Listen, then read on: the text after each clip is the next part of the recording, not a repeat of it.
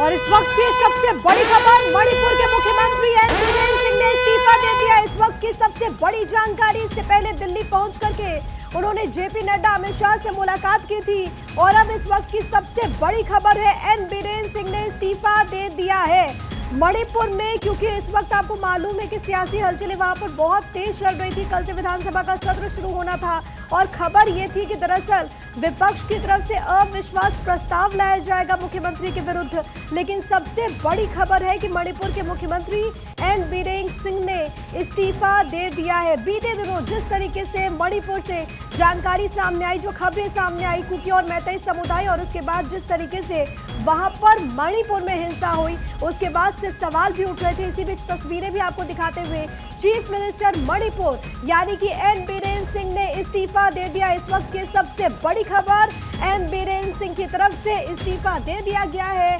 ये बड़ी जानकारी दे रहे और साथ ही साथ उन्होंने जो चिट्ठी लिखी है यानी कि जो इस्तीफा उन्होंने दिया है वो इस वक्त आपको भारत 24 एक्सक्लूसिवली दिखा भी रहा है, जिसके जरिए उन्होंने तमाम बातों का जिक्र किया और इसी के साथ एन बीरेन सिंह ने इस्तीफा दिया। हालांकि जब उन्होंने आज मुलाकात की थी तब से कहा जा रहा था कि जो मुलाकात हुई है उसमें कई विषयों को लेकर के चर्चा, लेकिन सबसे अहम क्योंकि विपक्ष की तरफ से भी एक स्ट्रैटेजी बाकायदा बनाई गई थी कि अविश्वास प्रस्ताव एन बीरेन सिंह की को लेकर के उनके खिलाफ यहाँ पर लाया जाना था बीते रोज। तो इससे पहले एन बीरेन सिंह की तरफ से इस्तीफा दे दिया गया। इस वक्त की सबसे बड़ी खबर है और आज के दिन की सबसे बड़ी खबर हो जाएगी। एन बीरेन सिंह ने राज्यपाल को इस्तीफा सौंप दिया है, मुख्यमंत्री पद से उन्होंने इस्तीफा दे दिया। कुछ देर पहले राज्यपाल से उन्होंने मुलाकात की थी और साथ ही साथ उन्होंने इस्तीफा दे दिया है। हालांकि ये बड़ी जानकारी जिस तरीके से सामने आई, इससे पहले भी आपने देखा कि मणिपुर में जो हिंसा हुई, जिस तरीके से मणिपुर में हमने देखा कि जो बवाल देखने को मिला था, खासतौर पर कुकी और मैतेई समुदाय जो कि आमने सामने आए थे, रिजर्वेशन का पूरा मुद्दा, और इसी को लेकर के एक लंबे वक्त तक मणिपुर हिंसा की आग में किस तरीके से झुलसता हुआ नजर आया। उसके बाद भी यहाँ पर लगातार सवाल उठ रहे थे, सियासत भी खूब हो रही थी, लेकिन एन बीरेन सिंह की तरफ से इस्तीफा दे दिया गया। इस वक्त की सबसे बड़ी खबर, संबित पात्रा और राज्यपाल से भी मिले एन बीरेन। ये जो बड़ी जानकारी है वो आपको बता रहे, राज्यपाल से मिलकर के उन्होंने इस्तीफा सौंप दिया।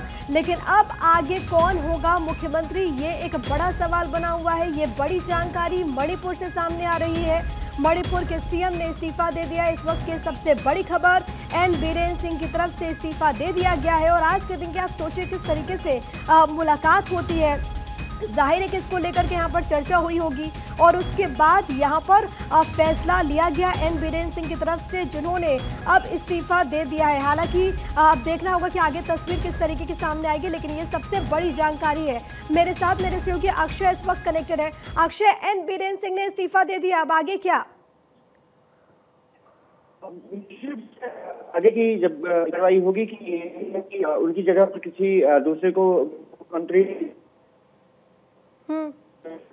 अक्षय, आपकी आवाज नहीं आ रही। अक्षय, मैं वापस लौट रही हूँ, अभी आपकी आवाज़ नहीं आ रही, लेकिन ये तस्वीरें आनी शुरू हो गई है। देखिए ये तस्वीरें एन बीरेन सिंह जो कि यहाँ पर मुलाकात करने के लिए पहुंचे और देखिए यहाँ पर आपको बीजेपी के बड़े चेहरे नजर आएंगे। ये विधायकों की भी यहाँ पर मौजूदगी और उनके साथ मिलकर के एन बीरेन सिंह ने यहाँ पर राज्यपाल को इस्तीफा सौंपा है। तो ये बड़ी जानकारी, आपको इन तस्वीरों में भारतीय जनता पार्टी के तमाम बड़े चेहरे नजर आ रहे होंगे। यहाँ पर आपको संबित पात्रा भी नजर आएंगे जो कि यहाँ पर पहुंचते हैं। मुलाकात यहाँ पर हुई और उसके बाद उन्होंने इस्तीफा सौंपा है। एन बीरेन सिंह ने इस्तीफा दे दिया है। ये इस वक्त की सबसे बड़ी खबर है। अमित शाह से मुलाकात हुई थी, इससे पहले आपको याद होगा कि जेपी नड्डा से भी उन्होंने मुलाकात की। और सबसे बड़ी बात है कि विपक्ष इसको लेकर के प्रदेश में अगर हम बात करें तो विधानसभा के सत्र में कोशिश कर रहा था कि उनके विरुद्ध यहाँ पर अविश्वास प्रस्ताव लाया जाए और उससे ठीक पहले मुख्यमंत्री पद से बीरेन सिंह ने इस्तीफा दे दिया। संबित पात्रा और राज्यपाल से मिलने जब वो पहुंचते हैं उस वक्त की तस्वीरें आपको दिखा रहे हैं। यहाँ पर पूरे के पूरे आपको विधायक भी नजर आएंगे जेपी नड्डा से भी, क्योंकि बीते रोज आज ही दरअसल मुलाकात हुई थी और अमित शाह से भी मुलाकात हुई थी, क्योंकि कल एक बड़ी स्ट्रैटेजी विपक्ष की तरफ से थी, लेकिन उससे पहले एन बीरेन सिंह ने इस्तीफा दे दिया। अब आगे क्या होगा ये सवाल बना हुआ है, लेकिन आपको ये सबसे बड़ी जानकारी दे रहे, ये तस्वीरें आपको लगातार दिखाते हुए अब राज्यपाल की तरफ से क्या रुख अख्तियार किया जाएगा। लेकिन अब देखना ये होगा कि मणिपुर में आगे सरकार को लेकर के, सीएम को लेकर के क्या फैसला लिया जाता है। अक्षय एक बार फिर से कनेक्टेड है। अक्षय, अपनी बात आप पूरी करें। देखिए, जिस तरह से चीफ मिनिस्टर मणिपुर ने एन बीरेन सिंह ने इस्तीफा दिया है, उसके बाद ये माना जा रहा है कि जल्द ही विधायक दलों की बैठक हो सकती है। और क्योंकि आज अमित शाह से चीफ मिनिस्टर से मुलाकात हुई थी और लगभग 1 घंटे तक मुलाकात चली और उसके बाद उन्होंने इस्तीफा दिया है, तो ये माना जा रहा है कि बीजेपी ने दूसरे चेहरे का भी जो खोजबीन है वो करना शुरू कर दिया है। और अमित शाह के जहन में कुछ बातें हैं, लेकिन वो चाहते हैं कि सभी विधायकों से एक बार चर्चा कर ली जाए, उसके बाद किसी अन्य का जो नाम है उसको आगे बढ़ाया जाए। लेकिन अब गवर्नर को इस्तीफा सौंप दिया गया है। इसका मतलब है कि बीजेपी और सेंट्रल गवर्नमेंट ने ये पहले से ही तय कर लिया था कि अब उनको एन बीरेन सिंह को इस्तीफा दिलवाना है। हालांकि पहले भी वो इस्तीफा एक बार दे चुके हैं, लेकिन बाद में गवर्नर के पास पहुंचे थे इस्तीफा देने के लिए, लेकिन उनके प्रशंसकों ने और साथ के चाहने वालों ने इस्तीफा फाड़ दिया था। लेकिन अब फिलहाल क्योंकि उनका इस्तीफा पहुंच चुका है, तो ये माना जा रहा है कि जल्द ही दूसरे नाम को सामने रख करके उनका शपथ ग्रहण कराया जा सकता है। क्योंकि जिस तरह से मणिपुर में पिछले दिनों से लगातार वहां पर वायलेंस चल रही थी और 1 साल के आसपास का समय हो गया और उसमें सरकार पर तमाम आरोप लगते रहे कि एन बीरेन सिंह को लगातार केंद्र सरकार चाह रही है, मणिपुर को स्प्लिट नहीं किया जा रहा है। लेकिन केंद्र सरकार लगातार स्थिति पर नियंत्रण बनाने की हर संभव कोशिश करती रही, चाहे वो एडवाइजर की नियुक्ति रही हो, हाल में ही नए जो राज्यपाल रहे हैं उनकी नियुक्ति रही हो। वहाँ पर तमाम कवायदे ये रही कि दोनों समुदायों के बीच में बिल्कुल, और इसके बाद से लगातार विपक्ष की तरफ से सवाल उठाए जा रहे थे। मैं लौट रही हूँ अक्षय आपके पास, लेकिन इस वक्त हमारे साथ हमारी वरिष्ठ सहयोगी पूर्णिमा मिश्रा भी कनेक्टेड है। पूर्णिमा, एन बीरेन सिंह ने इस्तीफा दे दिया, ये इस्तीफा क्या बताता है? इस्तीफा ये बताता है कि जिस तरीके से प्रिया नॉर्थ ईस्टर्न स्टेट्स में लगातार देखिए वायलेंस हो रहा था, उसको लेकर सवाल उठ रहे थे और ऐसे में 1-2 दिन में नहीं नए सीएम पर फैसला माना जा रहा है। लेकिन मणिपुर के मुख्यमंत्री एन बीरेन सिंह का इस्तीफा, क्योंकि आप 21 महीने बीते देखिए, एक लंबा वक्त हो चुका है और इन 21 महीने में आप मैतेई कुकी के बीच किस तरीके से हिंसा हो रही है इन दोनों जातियों के बीच। आपको याद होगा अमित शाह की तरफ से दौरे भी किए गए थे, एन बीरेन सिंह से इस बात को लेकर लगातार चर्चा भी की गई थी। और आपको याद होगा मणिपुर में जिस तरीके की हिंसा दोनों जातियों मैतेई और कुकी के बीच में हो रही थी, उसको लेकर बार बार इस बात को लेकर सवाल उठ रहे थे कि आखिर मणिपुर में हो रही हिंसा का हल कब तक निकलेगा। इसको लेकर अमित शाह की तरफ से लगातार बैठकें की गई, लगातार मीटिंग की गई, कई ऐसे समझौते भी थे और इसके साथ ही इस समस्या का समाधान निकालने के लिए अमित शाह लगातार चर्चा भी कर रहे थे। लेकिन एन बीरेन सिंह का इस्तीफा ये बताता है, आज एक तरफ जहां पर अमित शाह से मुलाकात हुई थी और अपना इस्तीफा फिलहाल एन बीरेन सिंह ने गवर्नर को सौंप दिया है। माना यह जा रहा है कि 1-2 दिन के भीतर फैसला ले लिया जाएगा। विपक्षी पार्टियां, कांग्रेस, आपको याद होगा नो कॉन्फिडेंस मोशन की बात कांग्रेस की तरफ से, जो विपक्षी पार्टी थी, उसकी तरफ से सवाल किए गए थे और ऐसे में एनडीए से इस मुद्दे को लेकर सवाल जवाब किए जा रहे थे। बीरेन सिंह पर 21 महीने से जारी हिंसा के चलते लगातार एक प्रेशर बना हुआ था, विपक्षी पार्टियां इसको लेकर लगातार दबाव बना रही थी, एनडीए से इस मुद्दे पर सवाल उठाया जा रहा था और इसके साथ ही उनका एक लेटर भी होगा जो इस वक्त चल रहा है, जो कि गवर्नर को सौंपा गया है और उसमें इस बात की जानकारी दी गई है कि वो इस्तीफा दे रहे हैं। लेकिन फिलहाल अभी कार्यवाहक मुख्यमंत्री के तौर पर गवर्नर ने उनको पद संभालने के लिए कहा है।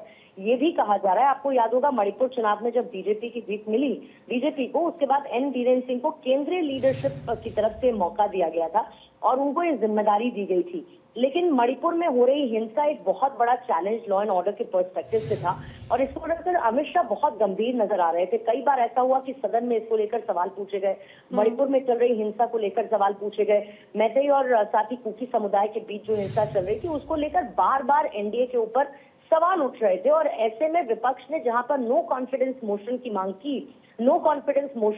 की और उसके साथ उसको लेकर एन बीरेन सिंह लगातार इस बात को लेकर, क्योंकि आप ये देखिए कि मणिपुर का एक ऐसा इशू था जिसने एनडीए को हमेशा से एक कंसर्निंग पॉइंट दिया है और ऐसे में ये बहुत इंपॉर्टेंट है कि वहां पर चल रहे उस वायलेंस से आप तस्वीरें याद करिए और आप सदन की उन तमाम कार्रवाइयों को एक बार रिवाइज करिए जहां पर मणिपुर को लेकर सवाल पूछे गए। ये पूछा गया कि मणिपुर में हो रहे वायलेंस पर एनडीए सरकार रोक लगाने में नाकाम क्यों हो रही है और ऐसे में इसे एक बड़ी डेवलपमेंट के तौर पर देखना चाहिए, क्योंकि एक बहुत बड़ा डेवलपमेंट है और ऐसे में लेकिन अब पूर्णिमा इसके साथ ही साथ ऐसे उदाहरण बहुत कम मिलते हैं देश में सियासत में, जब किसी राज्य में कोई वायलेंस हो और उसके बाद मुख्यमंत्री तक को इस्तीफा यहाँ पर देना पड़े। क्या एक मैसेजिंग भी इससे जाता है और वो अपने आप में बहुत स्ट्रांग होगा?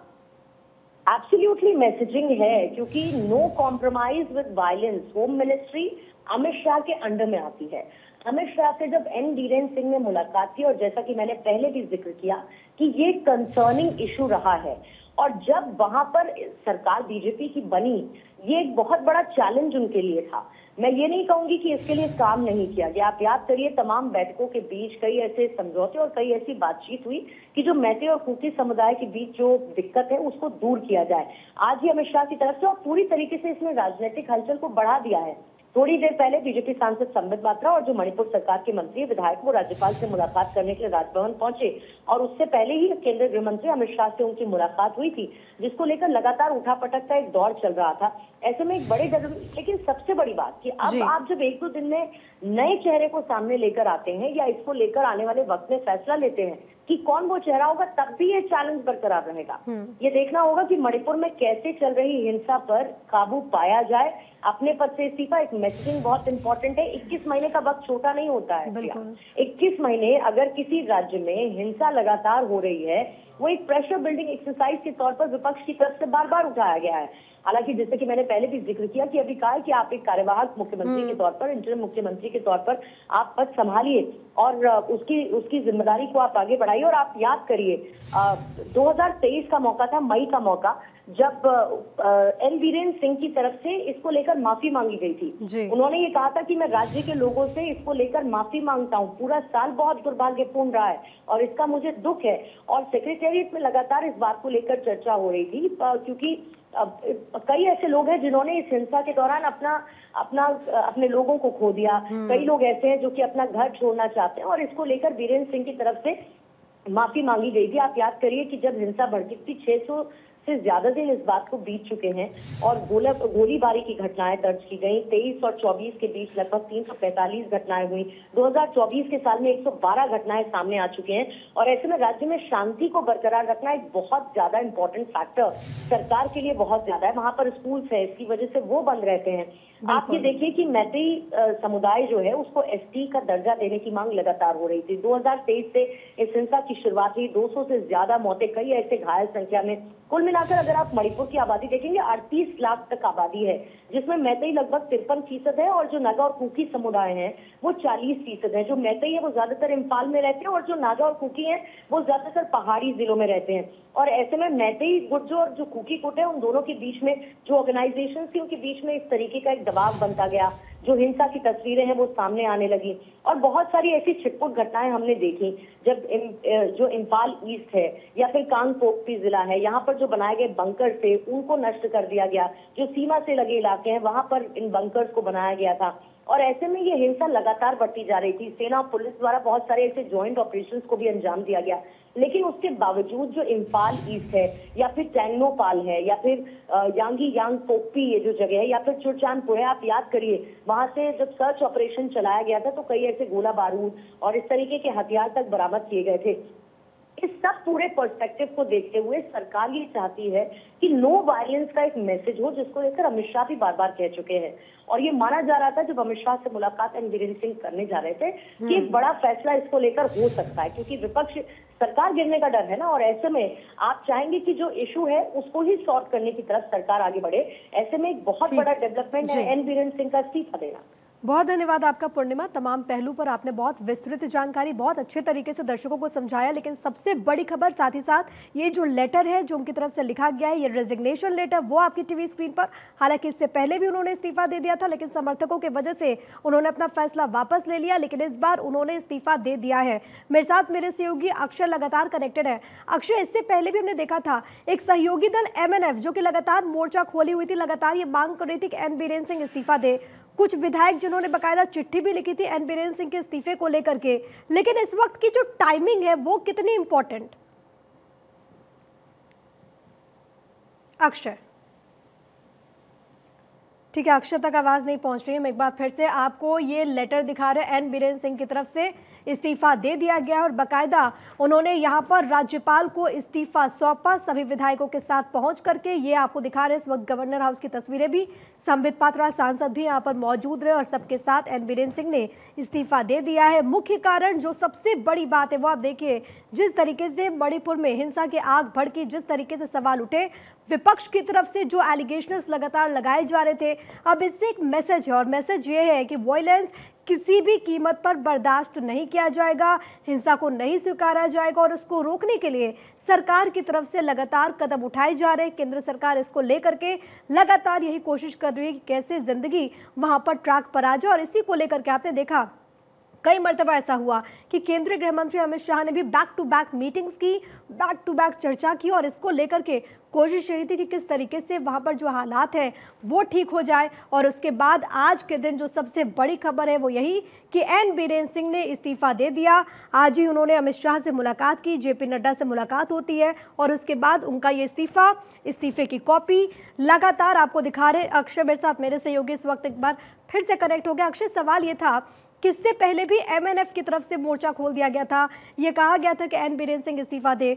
कुछ विधायकों ने बाकायदा चिट्ठी लिखी थी, एन बीरेन सिंह के इस्तीफे की मांग कर रही थी, लेकिन अभी एन बीरेन सिंह के इस्तीफे और इस टाइमिंग के क्या मायने? देखिए, काफी महत्वपूर्ण हो जाता है क्योंकि आपने कुछ दिन पहले देखा होगा कि हफ्ते भर पहले अमित शाह से वहाँ के राज्यपाल जो अजय भल्ला हैं उन्होंने मुलाकात अमित शाह से की थी। ये माना जा रहा था कि अजय भल्ला की जो नियुक्ति हुई है उसके पीछे खास वजह ये रही है कि वो तो एक गृह सचिव रहे हैं और गृह सचिव के बाद वो उन्होंने जिम्मेदारी संभाली वहाँ के गवर्नर के रूप में।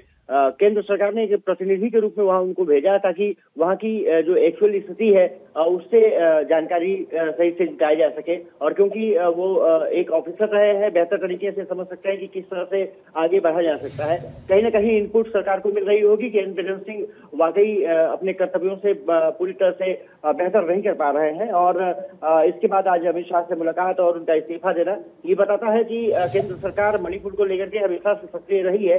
कहीं ना कहीं स्थानीय स्तर पर गड़बड़ी की शिकायतें जरूर केंद्र सरकार को मिल रही होंगी और एन बीरेन सिंह पर दबाव भी बहुत बढ़ रहा था कि इतने दिनों बाद वहां पर जो स्थिति है वो कंट्रोल में क्यों नहीं आ रही है। यहाँ तक कि एडवाइजर भी रखा गया, तमाम कवायदे की गई, केंद्र सरकार लगातार मॉनिटरिंग करती रही, लेकिन इसके बावजूद भी स्थिति में बहुत ज्यादा सुधार नहीं हो रहा था। तकनीकी प्रश्न, एक तो ये कि क्या अब राज्य में क्या कोई राष्ट्रपति शासन लगेगा, क्योंकि सीएम की तरफ से भी एन बीरेन सिंह की तरफ से भी इसको लेकर के बात कही गई है। इसके अलावा दूसरा सवाल ये, क्योंकि कल से मणिपुर में विधानसभा का जो सत्र है वो शुरू हो रहा था और क्योंकि अगर हम बात करें तो बीजेपी विधायक दल के तो ये तो नेता है, अब इनकी तरफ से अगर इस्तीफा दे दिया गया तो क्या कल से सत्र आहूत होगा क्या? क्योंकि विपक्ष की स्ट्रैटेजी थी कि इनके विरुद्ध अविश्वास प्रस्ताव लाया जाए। विपक्ष की इसी स्थिति को देखते हुए शायद इस्तीफा दिया गया है क्योंकि मणिपुर में जिस तरह से कुकी और मैती समुदाय लगातार एक दूसरे के खिलाफ आक्रामक तेवर अख्तियार किए हुए था, तो ये माना जा रहा था कि वहाँ की स्थिति को सुधारने के लिए मणिपुर के सीएम को वहाँ से हटाया जा सकता है। इससे पहले उनको इस्तीफा दिलवाया गया है और ये माना जा रहा है कि हो सकता है कि जल्दी ही किसी नए नेता का चयन कर लिया जाए। अगर नए नेता का चयन नहीं किया जाता है तो फिर दूसरी बात संभावित हो सकता है कि वहां पर राष्ट्रपति शासन लगे, लेकिन इसकी संभावना बहुत कम है। संभावना इसलिए कम है क्योंकि बीजेपी के पास वहां पर स्पष्ट बहुमत है और भले ही जो सपोर्ट वहां पर एमएनएफ कर रही है वो भले ही चीजों को लेकर के बहुत ज्यादा आक्रामक तेवर हो, लेकिन वो बीरेन सिंह के खिलाफ आक्रामक तेवर था, बीजेपी के खिलाफ आक्रामक तेवर नहीं था। और यही वजह रही है कि किसी दूसरे नेता का वहां पर चयन किया जा सकता है और ये माना जा सकता है कि वहां पर एक नए सिरे से शांति समझौते की जो कोशिश है वो ठीक है, शांति बहाल की कोशिश और इसको लेकर के नए चेहरे को यहाँ पर सीएम के तौर पर भारतीय जनता पार्टी दे सकती है मौका। बहुत शुक्रिया आपका अक्षय, तमाम बातचीत और जानकारी हम तक पहुंचाने के लिए। तो बड़ी खबर यही है कि एन बीरेन सिंह ने मणिपुर सीएम के पद पर इस्तीफा दे दिया है और राज्यपाल से बाकायदा मुलाकात करके उन्होंने ये इस्तीफा सौंपा।